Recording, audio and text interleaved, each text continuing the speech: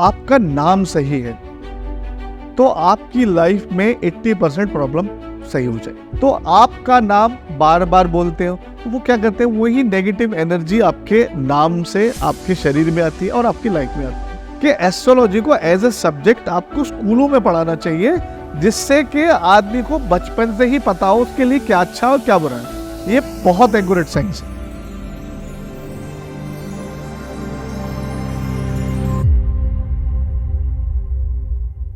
अच्छा भैया, मैं ये पूछना चाहूँगा कि जिस हिसाब से अभी का माहौल चल रहा है, हर किसी को सक्सेस चाहिए जल्दी, पेशेंस नहीं है किसी के अंदर भी। और ये मैं एडमिट भी करता हूँ कि कंपटीशन का दौर है, इस दुनिया को ऐसा बना दिया गया है हमारे लोगों के द्वारा।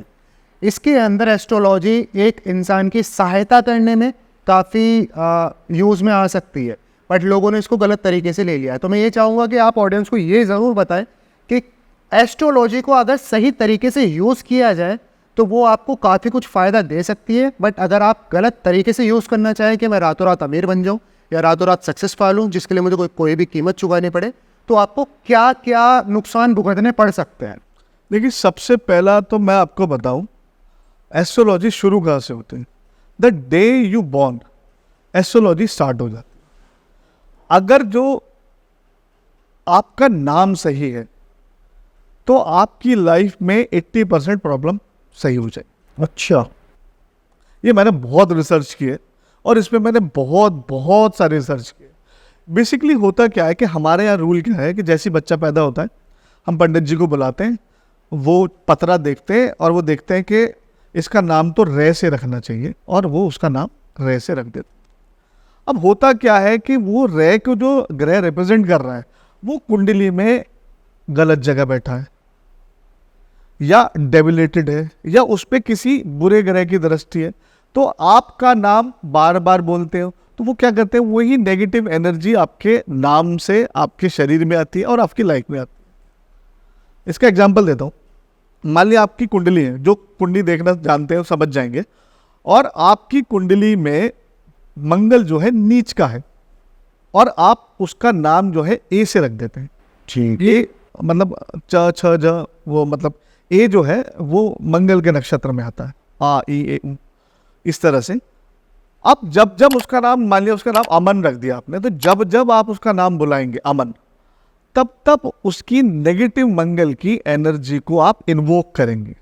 वो आप बार बार उसका नाम मंगल, बुरे मंगल का नाम लिख के, बुरा मंगल क्या है, वो आदमी बहुत ज़्यादा एग्रेसिव होगा, चिड़चिड़ा होगा, तोड़फोड़ करेगा, प्रकृति उसकी आपराधिक होगी।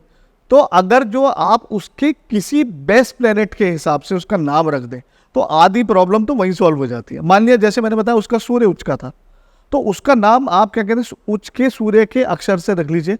आप उसके उच्च के सूर्य की एनर्जी को उसकी लाइफ में बुलाएंगे, सही बात है, बार बार नाम लिया जाएगा तो उसकी लाइफ में तो वैसी पॉजिटिविटी आ जाएगी। अगर जो आप यहीं से आधी प्रॉब्लम तो वहीं से ही स्टार्ट कर लो। उसके बाद जो है बहुत सारी चीज़ें होती हैं, न्यूमरोलॉजी होती है। न्यूमरोलॉजी क्या है कि आपके नेम का एक वाइब्रेशन है। जैसे मेरा जो मूलांक है वो 24 है, तो 6 नंबर हो गया, वो शुक्र का अंक है। तो अगर जो मैं अपनी लाइफ में चीज़ें शुक्रवार को करता हूँ या 6 नंबर पे करता हूँ तो मुझे पॉजिटिव हुआ आता है। तो अगर जो बेसिक चीज़ें आपको पता हो ना, तो आप बहुत कुछ अच्छा लाइफ में कर सकते हो। मैं तो ये चाहता हूँ कि एस्ट्रोलॉजी को एज ए सब्जेक्ट आपको स्कूलों में पढ़ाना चाहिए, जिससे कि आदमी को बचपन से ही पता हो उसके लिए क्या अच्छा और क्या बुरा है। ये बहुत एक्यूरेट साइंस है और वो खुद ही अपनी चीज़ों को सही तरीके से चला सकता है। मुहूर्त क्या है, मुहूर्त बेसिकली क्या है, मुहूर्त एक बेस्ट टाइम है जो आपके ग्रह दशा के हिसाब से आपको सूट करता है। उस टाइम पे आप चीज़ें करते हैं तो आपके लिए अच्छा होता है। अब होता क्या है, जब मुहूर्त है, मान लिया कि जब यहाँ पर लगन रखी जाएगी, आपका ये मान लिया स्टूडियो का ही लगन रखा गया, उस समय ग्रह की प्लेसमेंट ऐसी है कि जो आपके सपोर्टिंग ग्रह हैं वो बहुत अच्छे हैं, जो आपको कुंडली में सपोर्ट कर रहे हैं, उस दिन वो ग्रह बहुत अच्छे हैं, तो वो आपको सपोर्ट करेगा, वो आपका बिजनेस एकदम फ्लरिश करेगा। लेकिन अब आपकी कुंडली में वो ग्रह अच्छे नहीं है और आप उसी दिन मुहूर्त करा रहे हो, तो वो ग्रह आपको सपोर्ट नहीं करेगा, डाउन में जाएगा, डाउन में जाए। तो एस्ट्रोलॉजी तो बिल्कुल काम करता है। जिस दिन आपका बच्चे का जन्म होता है ना, उस दिन से ही अगर जो आप एस्ट्रोलॉजर जो ठीक एस्ट्रोलॉजर, मैं ये नहीं कह रहा मैं ही ठीक एस्ट्रोलॉजर हूँ, हज़ारों हैं, लाखों बुरे हैं तो हज़ारों अच्छे भी हैं। अगर जो आप उनसे कंसल्ट करके आप चीज़ें करना शुरू करो तो बहुत अच्छा होता है। मेरे पास बहुत से पेरेंट्स आते हैं 10th क्लास में बच्चे को क्या लेना चाहिए, फिर उनके कॉम्बिनेशन देखे जाते हैं कि भाई इसको साइंस ज़्यादा सूट करेगा, या इसको कॉमर्स ज़्यादा सूट करेगा, या इसको एक्टिंग ज़्यादा सूट करेगा, इसको डायरेक्शन ज़्यादा सूट करेगा। आप उनको वो बता दीजिए, फिर उसको सक्सेस होने के चांसेस बहुत ज़्यादा हो जाते हैं। अच्छा भैया, मैं ये पूछना चाहूँगा कि इतनी सारी हमारी बातें हुई, आपने काफ़ी ज़्यादा कुछ बताया और शायद मैं भी इस चीज़ को लेके आप ज़्यादा सीरियस हो जाऊँगा, इससे पहले मैं ध्यान नहीं दे रहा था।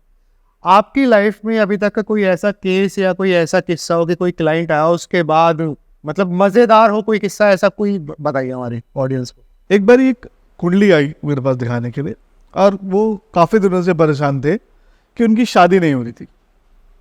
मैंने कैलकुलेशन वगैरह करी और उन्होंने पूछा कब शादी होगी। मैंने कहा अक्टूबर का ही महीना था। अच्छा। मैंने कहा 10 नवंबर को तुम्हारी शादी हो जाएगी। कह रहे भैया ना लड़की है, ना रिश्ता है, ना कोई दूर से दूर तक कोई हिसाब किताब बनना के 10 नवंबर को शादी हो जाए। मैंने कहा भाई देख, 10 नवंबर को तेरी शादी नहीं होती तो फिर मुझे एस्ट्रोलॉजी नहीं आती। अच्छा। कह रहा कैसे हो जाएगा? भाई ठीक है, मैंने तेरे को मैं 12 को फ़ोन करूँगा। मैं भूल गया, वो भी भूल गया, ना मैंने फ़ोन किया ना। 15 नवंबर को उसका फ़ोन आया मेरे पास। मैं हंसने लगा। मैंने क्या हुआ भाई? कह रहा भैया कुछ ऐसा सिनेरियो बना हो गया। कि मंदिर में शादी करनी पड़ी और उसी मुहूर्त में हुई जो आपने बताया।